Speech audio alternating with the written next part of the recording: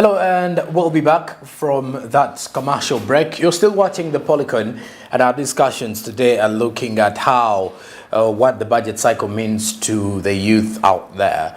It is we are already preparing ourselves to get into the next financial year of 2023-2024. A budget framework paper that had 49.9 trillion Ugandan shillings, round that off to 50 trillion Ugandan shillings for what was presented before Parliament.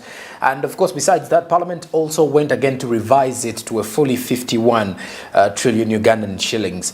The question is, though, if this is passed by the time it is presented for the Ugandans out there, which also include the decisions by the Ministry of Finance, Planning and Economic Development to cut some of the expenses or budgets that were actually heading to the various destinations. But well, besides that as well, as we continue to give you all these updates here on Smart 24 TV, we encourage you to engage in these particular various discussions. We do have our Twitter running, Smart 24 TV now, where you can easily get in touch and of course comment on one or two things in regards to the budget framework paper, the budget allocations, which sector do you think needs more priorities, and then which sector do you think has been highly neglected. All that is what you can share with us, as well as we continue to give you more details regarding business. I'm still with John Paul Kafuko, who is coming in from the Youth for Tax Justice Network. Our discussions and conversations do seem like we are still continuing to build on to the same matter. Now, John, when you look at the fact that we are encouraging the young people to participate, how are we going to make them participate? How can they participate in this budget cycle after all? Okay, thank you. As I was starting, I said usually there is a room for consultations, by government, for the different stakeholders, on how they can participate in this budget making process or the budget cycle. So maybe the first point I can talk about is talking to your nearest local government, where you're staying. Can you have a conversation with your leaders? For example, we usually have youth councillors at village level. We usually have district youth councillors as well. And these are some of our leaders through which we can go through, and share our views. But of course, sharing views, I think probably the starting point should be, having something that is being well informed, having your research, doing your research, Before, for example, you can make a proposal, you should do your research, you should have your facts, you should have your justification.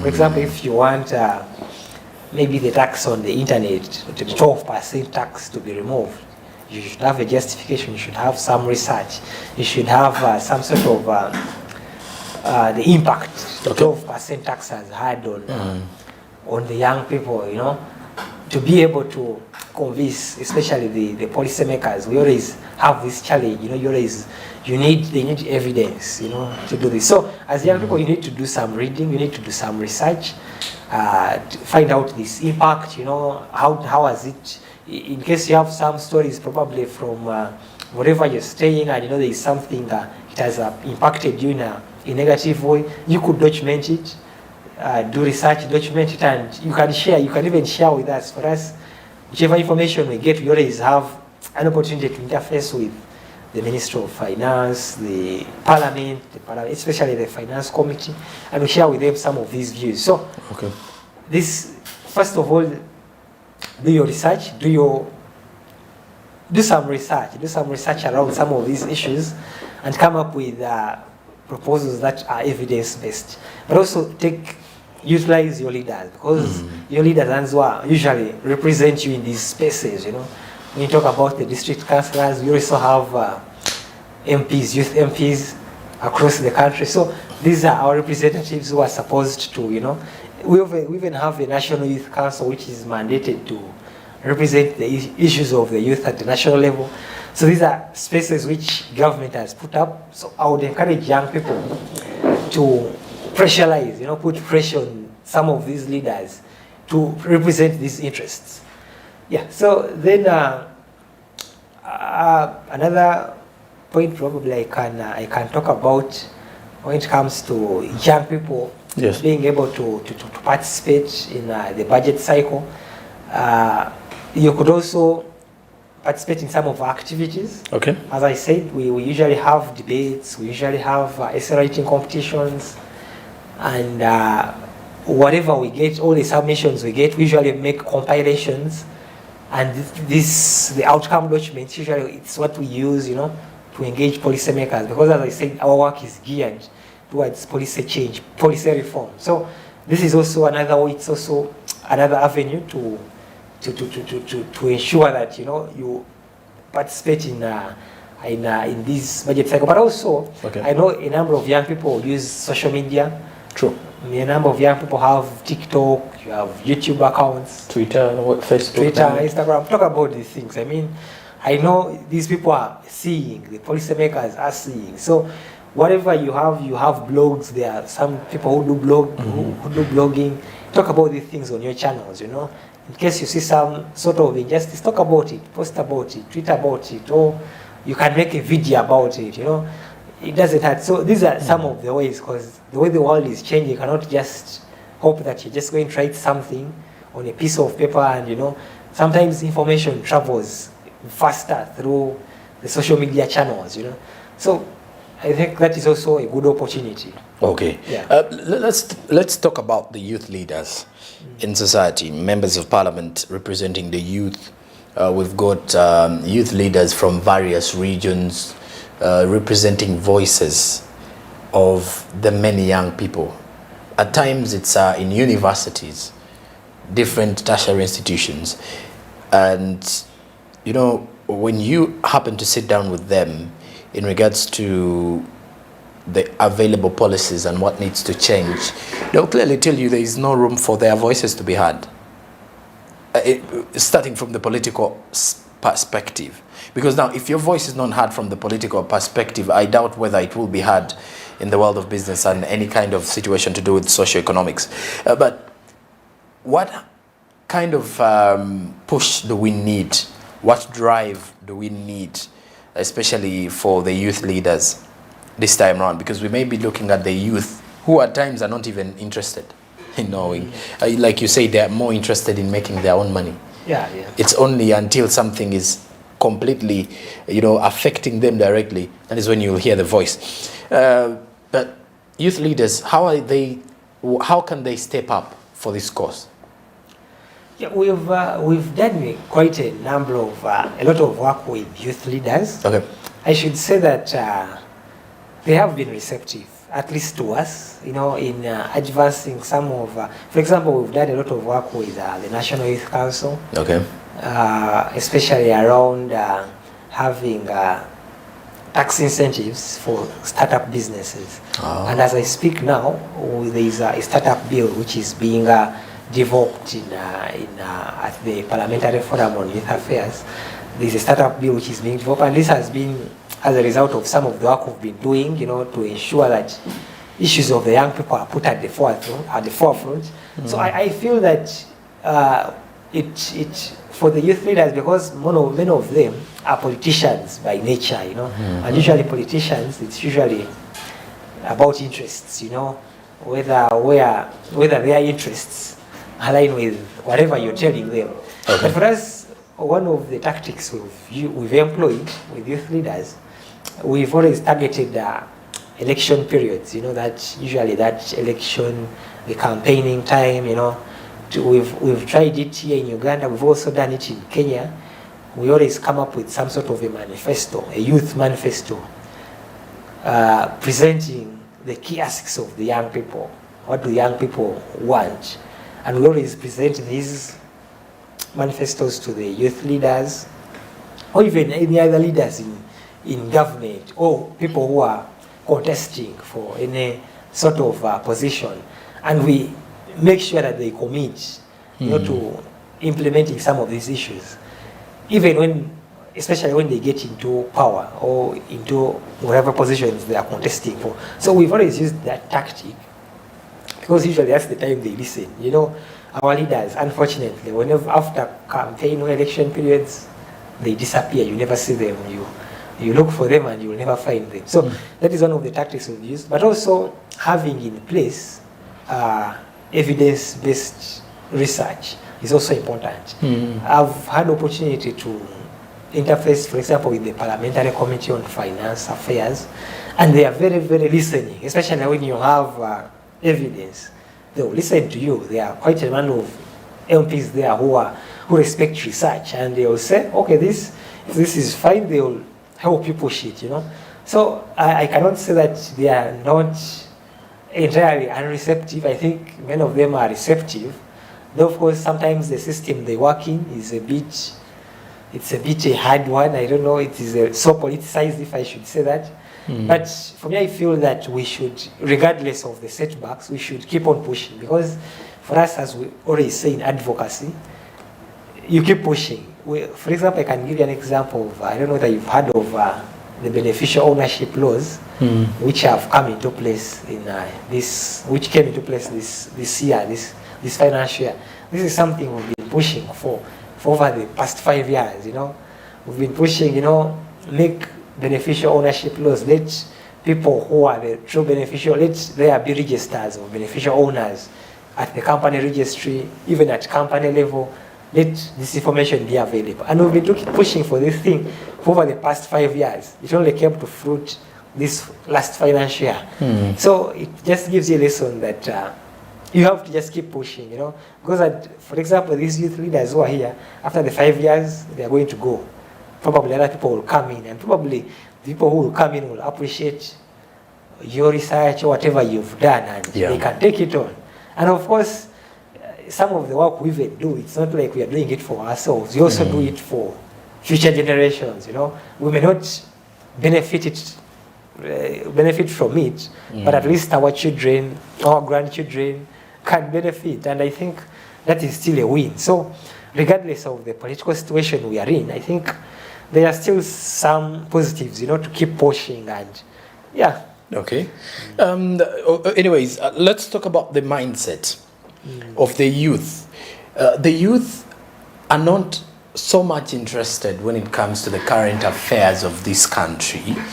And I must admit, it takes us back to the reason we lack a lot of research in regards to the kind of arguments we set up.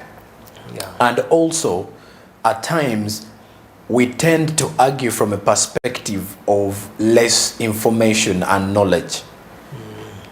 And it's like we are so much, when it comes to the kind of conversations the young people have, is we are so much filled up with anger and frustrations rather than factual information in our kind of arguments or discussions. How do we change the mindset of the youth so that we can drive them into understanding and following up? You can agree with me that between the young, for example, the youth between 20 to 30 are less interested in whatsoever is going on in this country, if at all it's not bringing anything to their table. It was actually of a very huge shock, and of course a big stand-up when the young people involved so much actively in the 2021 elections. That is when, well, we all got to realize, oh, now they are proud of doing this, so they are proud of what is happening. Or rather, they are not happy about what is happening and they need change or whatever they wanted. So how are we going to change their mindset to focus on not only the things that matter to them, but on the things that create what they desire to have? Oh, that is a tricky question. At least I know that I think this financial year, government invested a lot of money, allocated money in mindset change. You know? Exactly. And I think the concerns of government were similar to what you're saying. You know, though for them they have a certain type of ideology they want to push it to, but I think that is a very, very serious problem. I don't know that I have a solution to it. But what I know, at least what I have seen, is that usually when something, and as you've said it, that when something concerns young people, when it affects them directly, they always come up, they always rise up. And it reminds me of the tax, the OTT tax.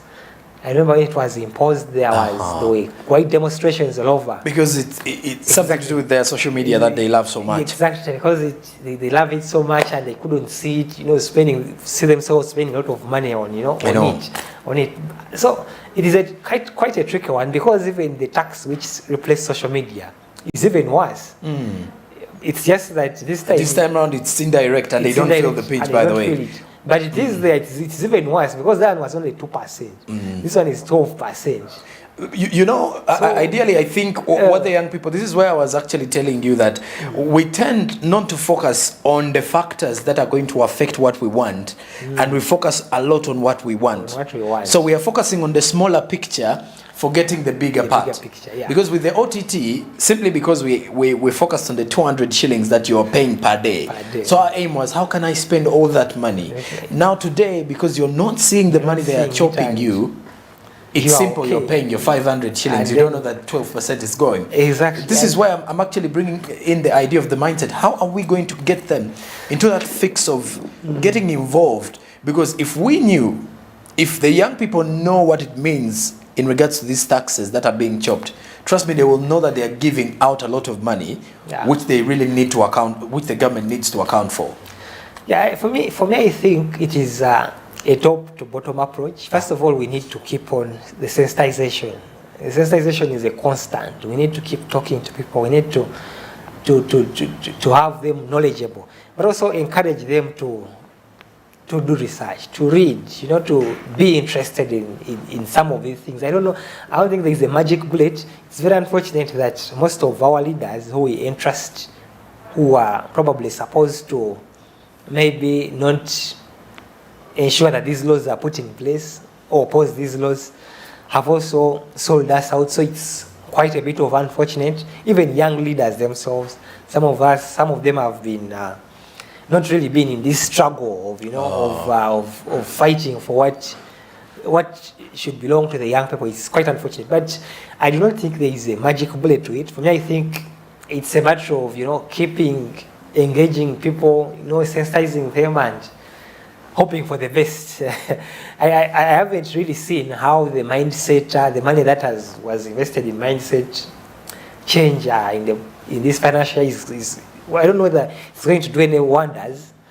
Probably that is where our hope should come from, but I don't know. We shall see how it goes, and probably because you see, even for example, money which is invested in, for example, PGM, which is supposed to, or Myoga, which is supposed to enrich people and and help them grow out of poverty, as our president always says, trying to monetize us, putting us into the money bracket. Yeah, but you find people getting money, and as soon as they get it, they are going to spend it. Maybe can't get money. I remember I was reading about the Youth Livelihood Program, and it was very interesting from the Auditor General's report. Okay. And he mentioned that most people who got this money, most youth groups which got this money, disappeared. They couldn't be found. They got the money and spent it. And yet you see, it is very interesting that before this money was disbursed, inspections were done. Because this money wouldn't be disbursed to you if you didn't have an existing project. Let's say, for example, you have a farm of, let's say, goats. You're rearing goats, and then you want more money, to invest more in this farm. And, when it grows big and you're able to break even, you are able to pay back the money, and you continue with your business. But it was surprising that the Auditor General, this is on record, the Auditor General, they went and did inspections after the money had been disbursed, and they couldn't find for example, the goat farm which was there. It was nowhere to be seen. So these guys ate the money and disappeared. So it is unfortunate that people get this money and they are just thinking of maybe going to Dubai or spending it in whichever way, instead of trying to invest and So I think it is more of you have to keep on teaching people, training people, and also sensitizing them, especially for those programs, PDM and Myoga. Tell people why they are being given this money, why they are getting it. It has to be something that has to sink in, before you start disbursing money. Otherwise, people just get the money and eat, and they will just say, government yet, what do it's like government, it is like giving back to us.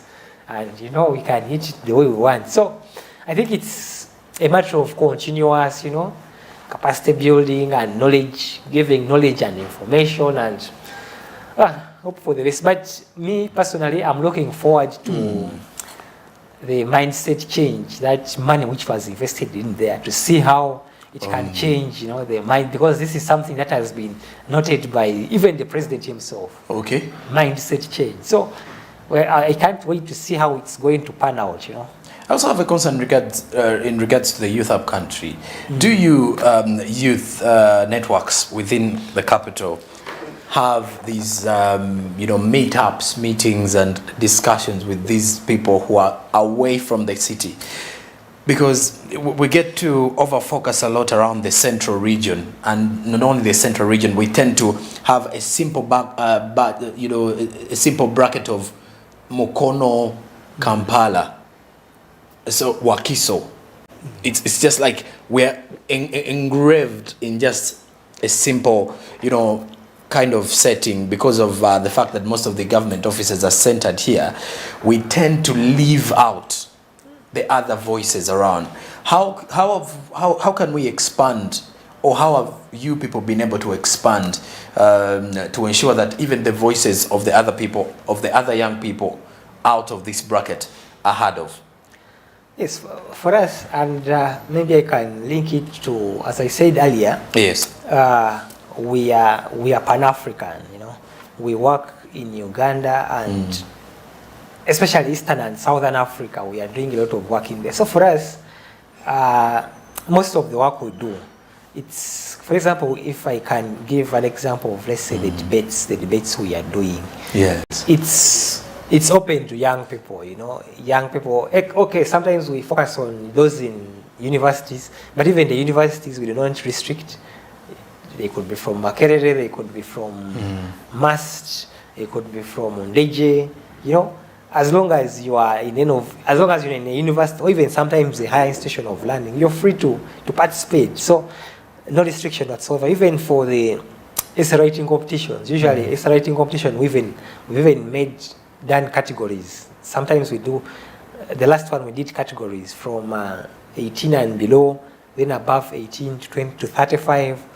And it doesn't matter where you're from, or wherever. We got submissions even from Western Africa, from different young people. So for us, most of the work we do, the way we engage the young people, it's not restrictive in any way. We are not this type of organization which is going to hold a meeting, let's say in which hotel can I use around Kampala? Let me say golf course here. Okay. And only people from around can come in.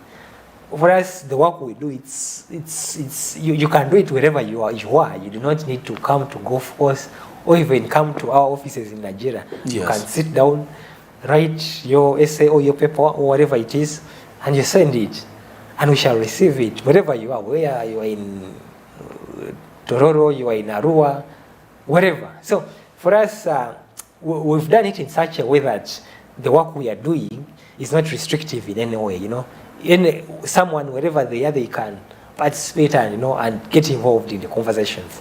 Okay. Yeah. And well, for the viewers out there, the bigger discussions do continue here. And the focus, though, this time around is a bit a tricky one. Not so much tricky, but it's relating to how you, the young person, the youth, can steadily involve in making sure that we are getting the budget more understandable, in that if the budget allocations are out, we have youth engagements amongst the priorities, or youth programs amongst the priorities.